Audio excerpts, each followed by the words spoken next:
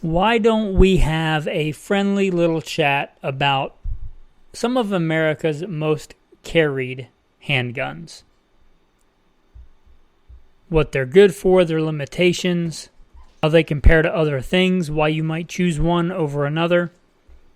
That's what we're going to talk about today, common carry platforms in America. Welcome to the podcast where we talk about guns, gunfighting, tactics, ballistics, the right way with God Almighty at the center, biblical Judeo-Christian values, and real-world first-hand experience. I am blessed to be your host. Bio bullet points in the show notes. Military law enforcement, private security contracting, competition shooting, background, which is germane to today's topic. I issued my first handgun sometime shortly after I joined the Marine Corps. And I joined the Marine Corps in 2001. Couldn't tell you the exact day, but carried one in combat, in addition to some other bigger weapons you might imagine. Also worked for L.A.P.D, where I worked regular assignments and more specialized assignments. And while I was in law enforcement, this may sound crazy, but at the time, a lot of people did not conceal carry. A lot of states did not even have proper channels to conceal carry. Concealed carry was not a common thing in America like it is now. You harken back to the good old days. These are the good old days of concealed carry. Anyway, I'd have to break out my certificate, but I forget when I became an F.B.I. handgun instructor, and I forget when I became an N.R.A, for what that's worth, certified handgun instructor. But I quickly started teaching concealed carry. I've taught military, law enforcement, civilians, and I've seen a lot of carry. With that background in mind, these are some of what I consider the most common carry platforms.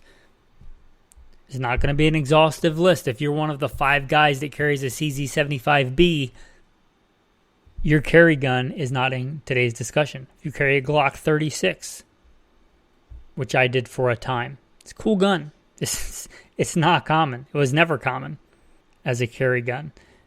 It's a cool gun, but not in today's discussion. We're going to talk about very common platforms. If you don't carry one of these, that's fine. I actually don't generally carry any of these. I'm a big fan of carrying a full-sized fighting handgun. That said, there are none of those on the list because the vast majority of Americans don't conceal carry a full-size fighting handgun. Hopefully, more and more of you do as you listen to the podcast, but I'm here to help and serve you guys. And I think it would be a disservice if I didn't talk about guns that you guys commonly carry. Okay, with all that preamble, let's get into numero uno. This was actually my first, I guess you would say, concealed carry gun. And it was and still is one of the most common carried platforms. And that is a Smith & Wesson J-frame. When I went to L.A.P.D, we got issued our duty gun, but we had to buy our own backup gun. And that was generally, although not always, what we'd carry off-duty concealed carry.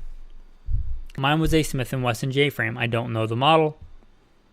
I have 2. I still have that one, by God's grace. First handgun I ever bought with my own money, that Smith & Wesson J-frame. It was common then, it's common now. And the Smith & Wesson J-frame is the big one, and there are many different models. And there are many other manufacturers I'm going to lump into this, right? If you carry a Taurus, that's basically a Smith & Wesson copy, fine. If you're old school and you've got a Colt Detective Special, and you just think it's the cat's pajamas, cool. But a small snub-nosed revolver. These, I've talked about a whole podcast on snub-nosed revolvers. I'm not going to rehash that out, but when I'm not carrying a full-size fighting handgun, these are one of the most common, let's say, pocket handguns that I carry. And one of the reasons why is because they go really well in a pocket. And you may look at the dimensions on paper and say, well, they're thicker than this gun and bigger than this gun. Yeah, but they're mostly round. And they tend to blend in a lot better and move a lot better and feel a lot better and not print as much in a pocket. Even though they may be, the cylinder may be slightly thicker, but it's only thicker for a very small amount of time, then it tapers, just like your body generally tapers. So they're really good for that. They're really good for pocket carry. If you get an ultralight one, now these vary wildly My 360 PD, which is a Scandium 357, it weighs 11 point something ounces. So if you get a light one, that's quite a bit of firepower. Now these come in different calibers. You can get them in 22 long rifle up to 357 Magnum, but your common ones are going to be 38 Special. Sometimes 357 Magnum / 38 Special, but there's all kinds of other calibers these have come in over the years. Take that caliber and apply it to what I'm saying. But generally, let's just say 5 shots of 38 Special. That's nothing to sneeze at. 38 Special is what cops carried in this country for a long time. Even in the mid-aughts when I was in law enforcement, there were cops still running around with 6 shots Smith & Wessons as their main guns, like a medium frame 38 Special as their main duty gun. And cops did that for a long, long time in the 20th century. 38 Special with the proper loads, which I'm not really going to get into. I've done whole episodes, many episodes on carry ammo. But that's not a bad amount of firepower, 5 rounds of 38 Special for a pocket gun. Now, again, I'm not saying it's a great fighting handgun. I'm telling you should probably carry a full-size fighting handgun. But for a little small, easy-to-carry gun, these are it. For a backup gun, which is what I got it at first for, it's a great gun. If I'm, it's an example, elk hunting. God's grace punched my tag. But hiking up and down giant mountains, hour after hour, day after day, I've got a rifle. That's my main gun, main thing. But if I'm doing something like gutting the elk or sleeping in a sleeping bag or things like this, handgun, that LCP 357 Magnum can be in my pocket. Even though I generally have a rifle close by, there might be certain situations where that handgun is going to be what's used. They give you a decent amount of firepower for what they are. Also, there's no magazine to lose. That's one advantage of just this platform as opposed to other ones I'm going to talk about. And revolvers have other advantages, which I've talked about in CQB type scenarios. But the Smith & Wesson J-Frame, the longest running on this list by far. For a long time, when I first got into concealed carry, there weren't many options like there are today, nowhere near, because a lot of people didn't conceal carry. A lot of states didn't have concealed carry. But a common one back then would have been a Walther PPK. That's not a common carry gun anymore. The J-frame still is. The little cars, car with a K and an H. These were a common subcompact, one of the original micro 9mm. They're not common today, so I'm not going to talk about them. I don't know anybody that still owns one. If you're still rocking a car in 2025, cool. But most people aren't. But one of the ones that really changed the game, that really was like the affordable working blue-collar man's carry gun that brought a decent amount of firepower to bear and was shootable, was the Smith & Wesson Shield. Before this came out, if you wanted a small semi-auto like that, it was probably going to be a 380 like the Bodyguard or something like that. But when this thing came on the market, whoo, it was legit. It's still legit. It's still a good carry gun, and I'm putting on the list because I think a lot of people still carry the Shield or the Shield Plus or the Shield Easy, the Shield family, right? It spawned an entire family because it's so good. And the original one, you find an old original one on sale that's in a used cabinet. If they still make the original model or they only make the Plus now. They're talking about a decent amount of firepower, 7, 8, 9 rounds. I forget what it carried. And it was shootable. It wasn't like a lot of other small guns. It carried well, it shot well. It was a good gun. It had decent usable fighting sights on it. And it was a small, concealed carryable thin gun. These are fantastic guns. They still are. Is it a full-size fighting handgun? No. Is it an M17? Is it a Beretta 92? Is it a SIG 226? No, it's not. But it's a decent, common concealed carry gun. And again, it still is. The Smith & Wesson M&P platform and the smaller version of it, they're still good guns. I didn't plan to have my first two be Smith & Wessons that are in the lineup. It just, in my head, it worked out that way.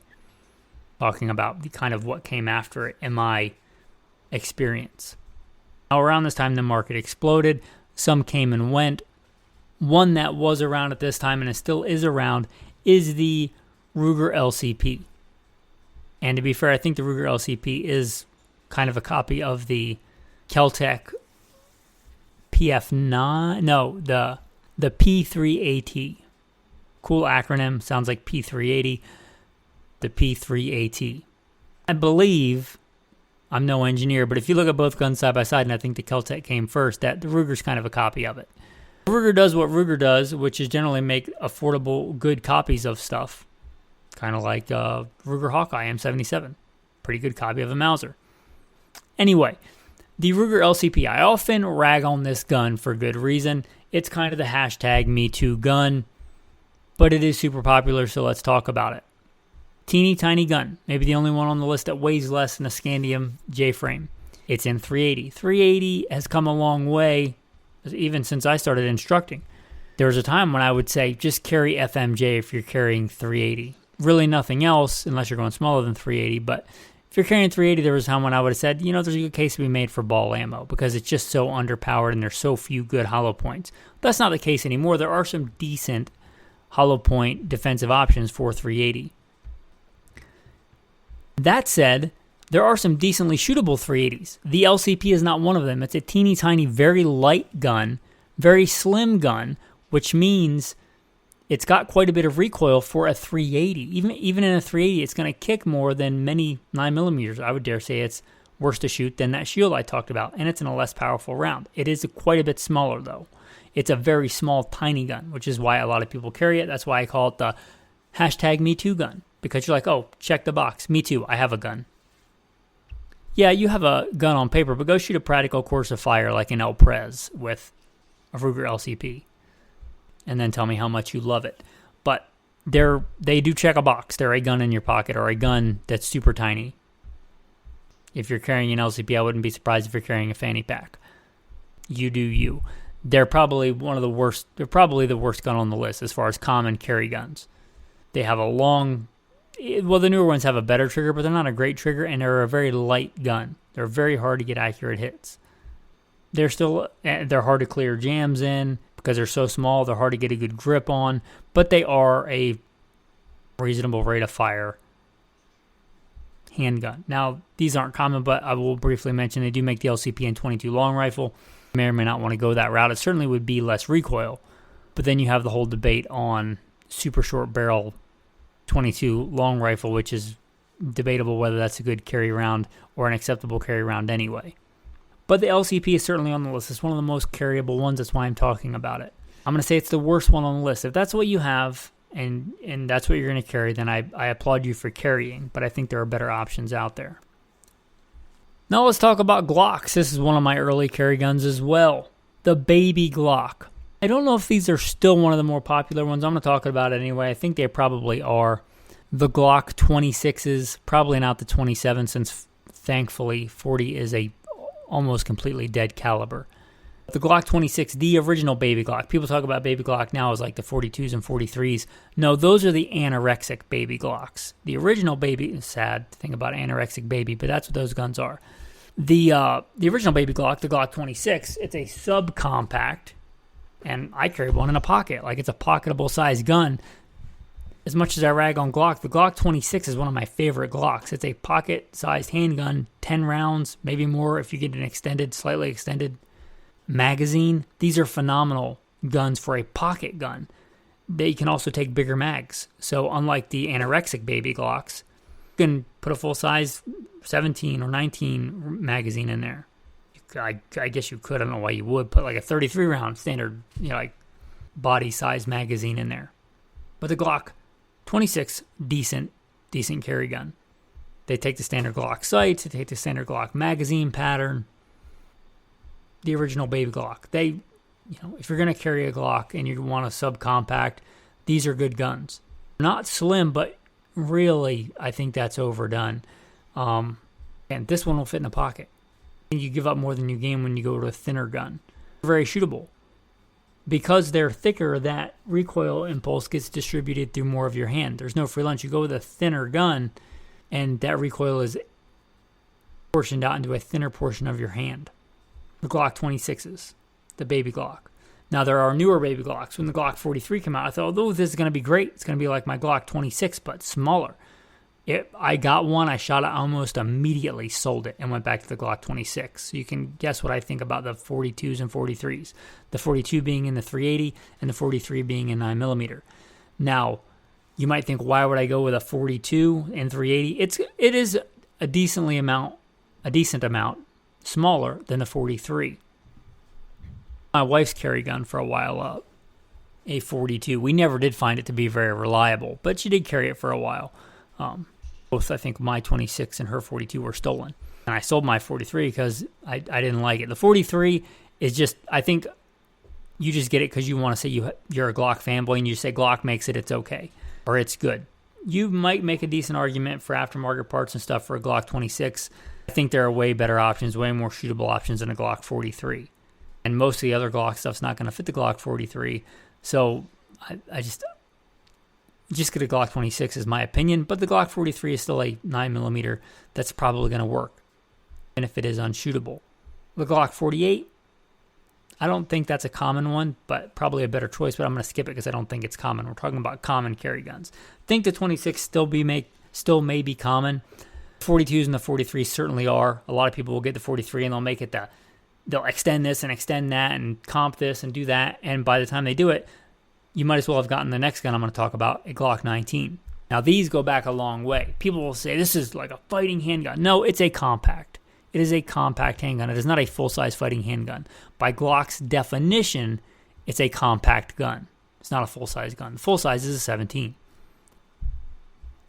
But the 19 is probably the most common. And now that was probably true for a long time. It may not be now because Glock has vomited out so many models that are so similar. I can't even keep track. There's probably 40 this and the 40 that and the 40X.